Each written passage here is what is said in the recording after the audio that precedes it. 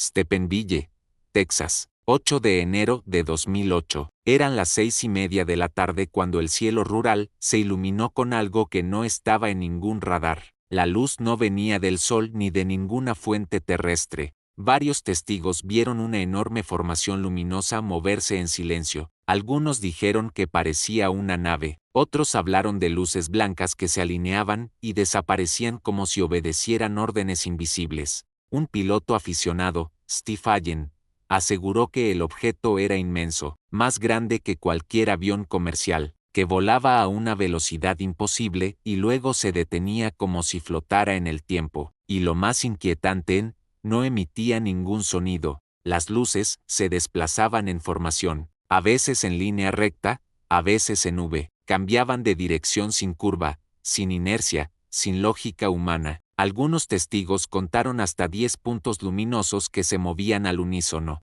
Allen, que había volado durante años, describió cómo los objetos aceleraron de 0 a miles de kilómetros por hora en segundos. Era como si no obedecieran a la física, dijo, como si el espacio se doblara a su paso. Otros habitantes de Stephenville vieron como una de esas luces se dividía en 2, luego en 4, y luego desaparecía como absorbida por el cielo. Ninguna nave terrestre hace eso, ninguna tecnología humana opera así, y sin embargo, ocurrió. Al día siguiente, medios locales recogieron la historia. Las autoridades dijeron que no había nada inusual en el radar, que ningún vuelo estaba registrado, que probablemente se trataba de aviones militares en maniobras. Pero testigos insisten en que no había ruido, ni motores, ni rotación, ni estelas de calor, solo luces suspendidas, en movimiento, inteligentes, coordinadas, y silenciosas como el vacío.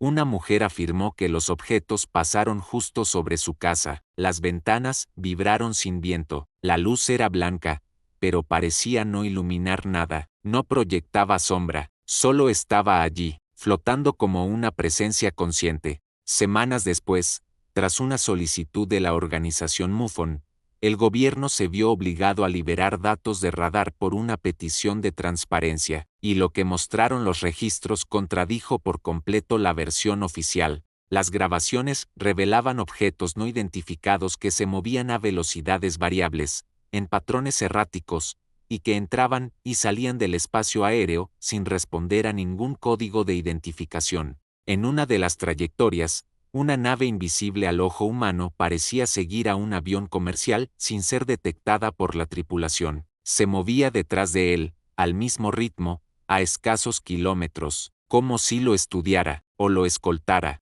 A las pocas semanas, algunos de los testigos más vocales comenzaron a recibir visitas. Hombres vestidos de negro, sin insignias, que hacían preguntas sin identificarse, tomaban notas, grababan sin permiso, y no dejaban tarjeta de contacto. Uno de ellos le preguntó a Allen si estaba dispuesto a firmar un documento de confidencialidad. Le dijeron que podría tener problemas si seguía hablando en medios, que lo mejor sería dejar que el asunto se enfríe. Otros vecinos reportaron que sus cámaras desaparecieron, que sus fotos fueron borradas, y que lo que alguna vez fue un evento luminoso se volvió una sombra persistente, un eco que no se podía callar, pero que nadie se atrevía ya a nombrar. Lo más desconcertante del caso fue que no era la primera vez. En años anteriores, varias zonas rurales de Texas habían reportado luces similares, algunas tan antiguas como la década de 1950. Los registros de la Fuerza Aérea mostraban menciones a fenómenos aéreos no convencionales cerca de Fort Worth y Stephenville desde hacía décadas, pero siempre eran clasificados como errores ópticos o globos meteorológicos. Los más antiguos hablaban de luces que descendían del cielo sin hacer ruido, de vacas que desaparecían, de campos quemados con patrones geométricos. La historia de Stephenville no fue un inicio, fue una repetición. Un granjero del lugar, Jack McDaniel, afirmó haber visto algo más esa noche, no solo luces. Dijo que una de ellas descendió a menos de 30 metros del suelo y que por un instante, el tiempo se detuvo. Todo quedó en silencio, ni los grillos sonaban. Era como estar dentro de una burbuja sin aire, declaró. Asegura que su reloj se detuvo por exactos 5 minutos, y que cuando miró al cielo, el objeto lo observaba de vuelta. Dijo que no tenía ventanas, ni hélices, pero sentía una presencia dentro, una conciencia que no solo los observaba, sino que evaluaba, medía, estudiaba, como si Steppenwolf hubiese sido parte de un experimento más grande. Algunos aficionados intentaron rastrear las rutas de los objetos por radio y geolocalización. Lo que descubrieron fue que, justo cuando los ovnis se manifestaban, la señal de ciertos satélites se volvía intermitente en la región. Incluso plataformas meteorológicas registraron picos de temperatura anómalos en la atmósfera alta, calor sin fuente, cambios de presión sin tormenta, un fenómeno atmosférico imposible según la ciencia convencional. Cuando intentaron compartir los datos en foros y canales abiertos, las publicaciones fueron eliminadas, las cuentas suspendidas, las grabaciones retiradas por violación de normas, como si alguien no quisiera que la verdad circulara. Durante unas semanas, el caso fue noticia nacional, apareció en noticieros, talk shows y portales digitales. La historia atrajo investigadores, ufólogos y escépticos por igual. Steppenwolf se convirtió en epicentro del misterio, pero poco a poco, el ruido mediático se apagó, las entrevistas dejaron de transmitirse, los reportajes fueron archivados, y nuevos eventos desplazaron el fenómeno de la conversación pública.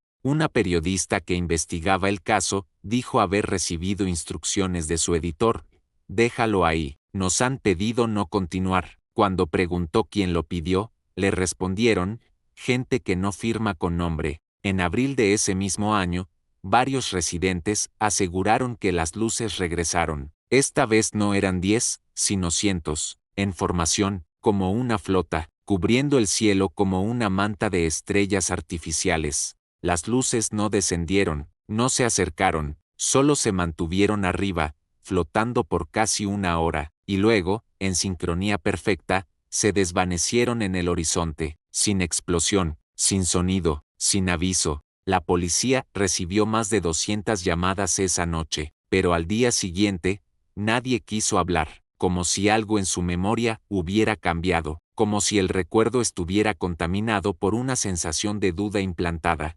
Algunos investigadores creen que lo ocurrido en Steppenwolf fue una prueba, un ensayo, un experimento de presencia controlada, una forma de tantear la respuesta humana ante una manifestación masiva. Dicen que no fue casual que eligieran una zona rural, con cielos limpios y poca interferencia, que observaron las reacciones, midieron el impacto, y luego se retiraron, como si evaluaran variables antes de una aparición mayor.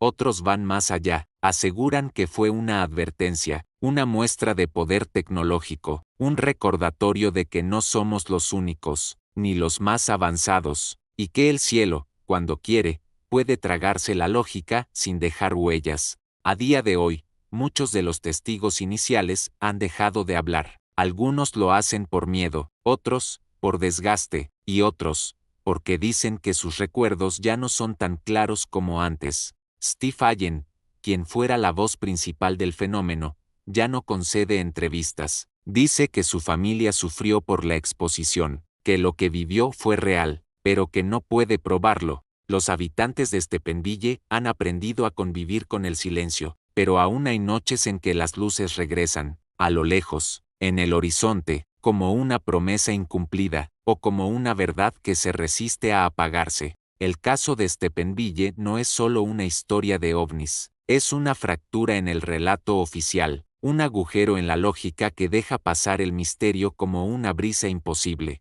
Fue un momento en que lo inaceptable se hizo visible, en que el cielo se abrió para mostrarnos algo que no controlamos, algo que no comprendemos, algo que, simplemente, está ahí. Porque cuando las luces flotan sin ruido, cuando los radares fallan, y cuando las memorias tiemblan, ya no hablamos de ciencia o mito, hablamos de lo desconocido, y lo desconocido, a veces, lleva uniforme de silencio. Suscríbete a El Umbral Silente y sigue rastreando lo que otros niegan haber visto.